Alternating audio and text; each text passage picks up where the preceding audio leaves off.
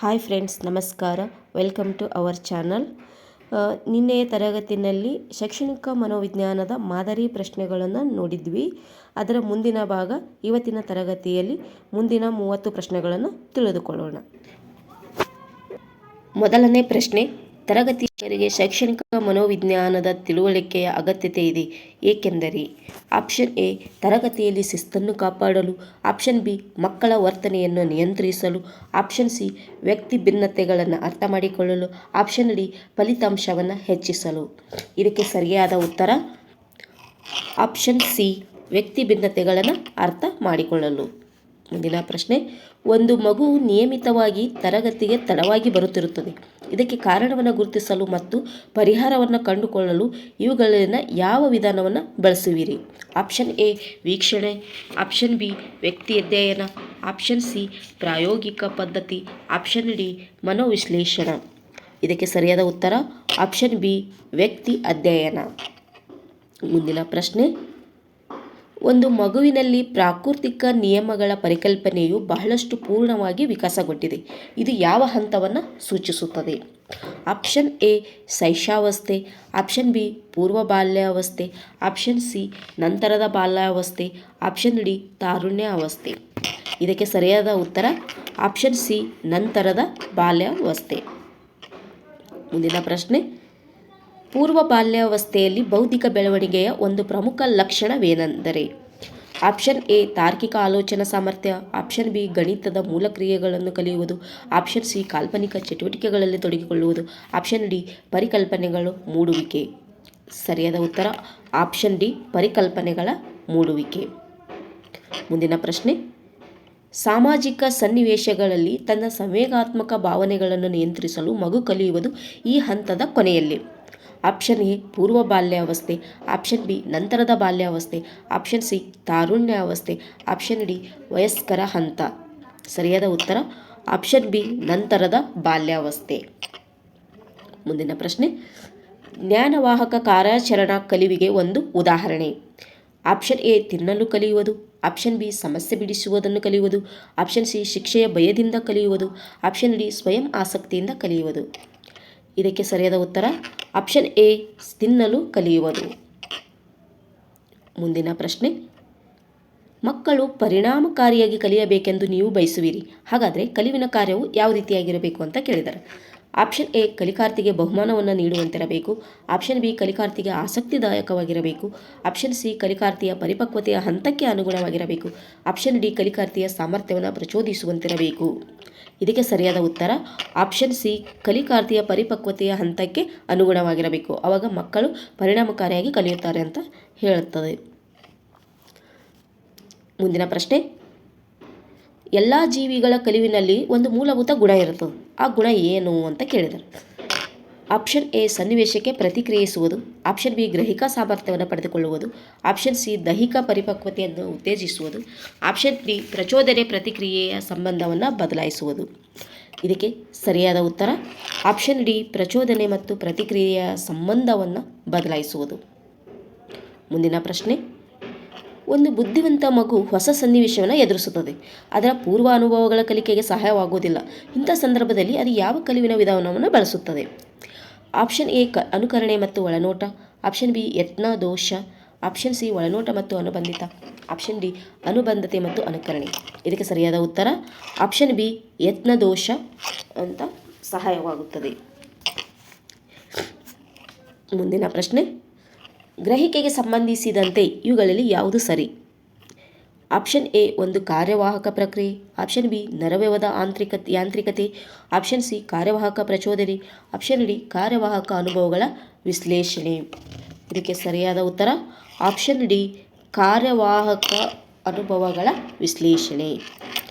ಮುಂದಿನ ಪ್ರಶ್ನೆ, ನಿರ್ದಿಷ್ಟ ವಸ್ತುಗಳಿಗೆ ಹೊಸ ಪದಗಳನ್ನು ಮಕ್ಕಳು ಕಲಿಯುವುದು ಬಹುತೇಕ ಈ ಪದ್ಧತಿಯಿಂದ. ಅಂದರೆ ಯಾವ ಪದ್ಧತಿಯಿಂದ ಮಕ್ಕಳು ಹೊಸ ಪದಗಳನ್ನು ಕಲಿತಾರೆ? ಆಪ್ಷನ್ ಎ ಅನುಬಂಧಿತತೆ, ಆಪ್ಷನ್ ಬಿ ಅನುಕರಣೆ, ಆಪ್ಷನ್ ಸಿ ಒಳನೋಟ, ಆಪ್ಷನ್ ಡಿ ಯತ್ನ ಮತ್ತು ದೋಷ. ಇದಕ್ಕೆ ಸರಿಯಾದ ಉತ್ತರ ಆಪ್ಷನ್ ಎ ಅನುಬಂಧಿತತೆ. ಮುಂದಿನ ಪ್ರಶ್ನೆ, ಒಂದು ಮಗುವು ಘಟನೆಗಳನ್ನು ಸಮರ್ಪಕವಾಗಿ ನೆನಪಿಸಿಕೊಳ್ಳುತ್ತದೆ. ಇದು ಸಾಧ್ಯವಾಗುವುದು ಯಾವುದರಿಂದ? ಆಪ್ಷನ್ ಎ ಸ್ಮರಣೆಯಿಂದ, ಆಪ್ಷನ್ ಬಿ ಗುರುತಿಸುವಿಕೆಯಿಂದ, ಆಪ್ಷನ್ ಸಿ ನಿರ್ದಿಷ್ಟತೆಯಿಂದ, ಆಪ್ಷನ್ ಡಿ ಧಾರಣದಿಂದ. ಇದಕ್ಕೆ ಸರಿಯಾದ ಉತ್ತರ ಆಪ್ಷನ್ ಡಿ ಧಾರಣದಿಂದ. ಧಾರಣ ಅಂದರೆ ನೆನಪು, ಸ್ಮೃತಿ ಅಂತ ಹೇಳ್ತೀವಿ. ಇದರಿಂದ ಮಗು ಘಟನೆಗಳನ್ನು ನೆನಪಿಸ್ಕೊಳ್ತದೆ. ಸಾರಿ ಫ್ರೆಂಡ್ಸ್, ಇಲ್ಲಿ ಸ್ವಲ್ಪ ಡಿಸ್ಟರ್ಬೆನ್ಸ್ ಆಗ್ತಿದೆ. ಮುಂದಿನ ಪ್ರಶ್ನೆ, ಸಾಮಾನ್ಯ ಗುಣಲಕ್ಷಣಗಳನ್ನು ಹೊಂದಿರುವ ಒಂದು ಪ್ರಚೋದಕದ ಗಣವು ಇದನ್ನು ಸೂಚಿಸುತ್ತದೆ. ಆಪ್ಷನ್ ಎ ಪರಿಕಲ್ಪನೆ, ಆಪ್ಷನ್ ಬಿ ಚಿಹ್ನೆ, ಆಪ್ಷನ್ ಸಿ ಸ್ಮರಣೆ, ಆಪ್ಷನ್ ಡಿ ಗ್ರಹಿಕೆ.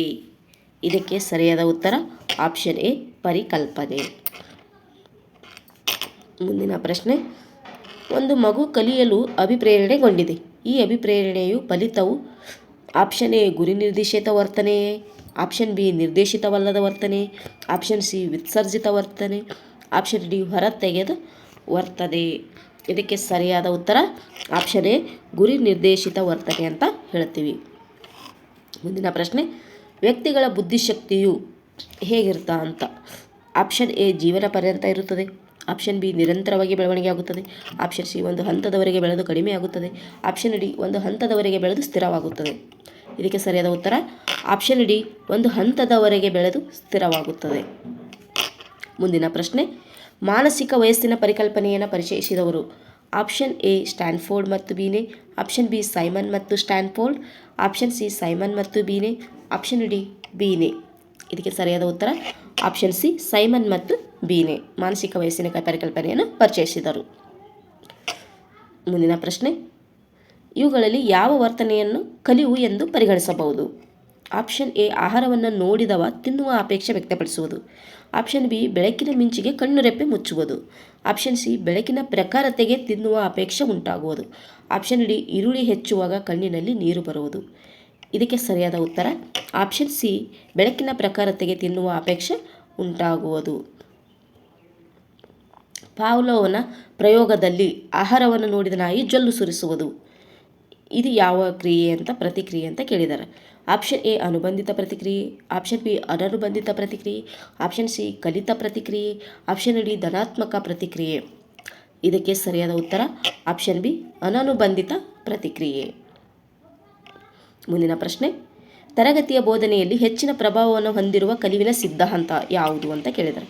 ಆಪ್ಷನ್ ಎ ಯತ್ನ ಮತ್ತು ದೋಷ, ಆಪ್ಷನ್ ಬಿ ಅನುಬಂಧಿತ, ಆಪ್ಷನ್ ಸಿ ಒಳನೋಟ, ಆಪ್ಷನ್ ಡಿ ಪೂರ್ವ ಸಿದ್ಧತೆ. ಇದಕ್ಕೆ ಸರಿಯಾದ ಉತ್ತರ ಆಪ್ಷನ್ ಬಿ ಅನುಬಂಧಿತ.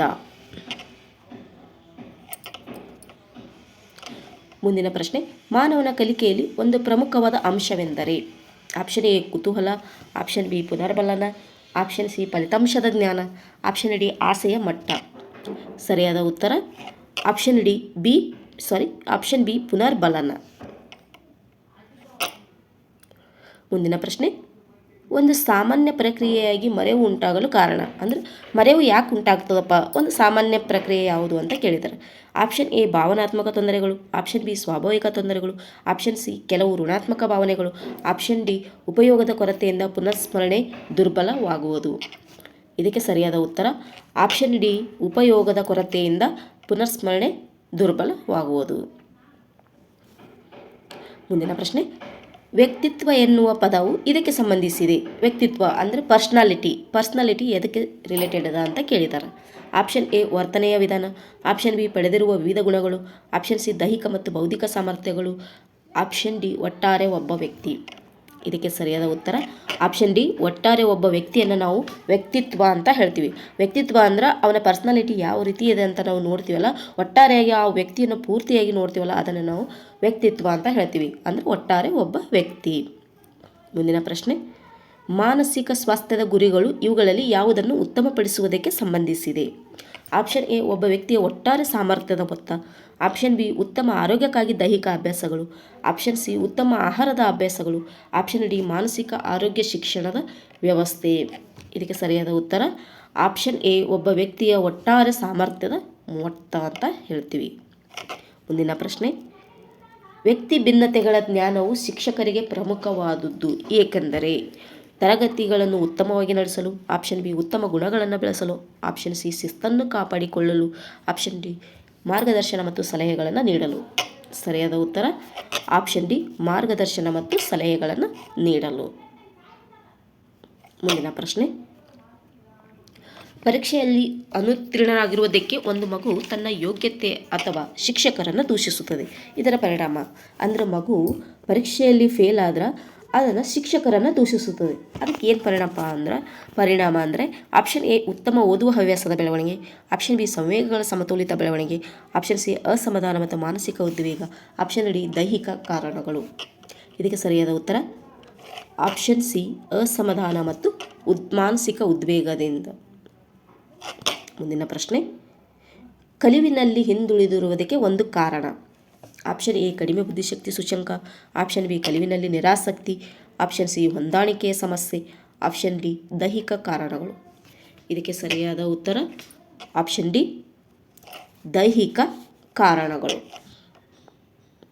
ಮುಂದಿನ ಪ್ರಶ್ನೆ, ಕಲಿವಿನಲ್ಲಿ ಹಿಂದುಳಿದಿರಲು ಮಕ್ಕಳು ಸಂವೇಗಾತ್ಮಕ ತೊಂದರೆಗಳು ಮತ್ತು ಮಾನಸಿಕ ಕ್ಲೇಶಗಳನ್ನು ಇದರಿಂದ ಸರಿಪಡಿಸಬಹುದು.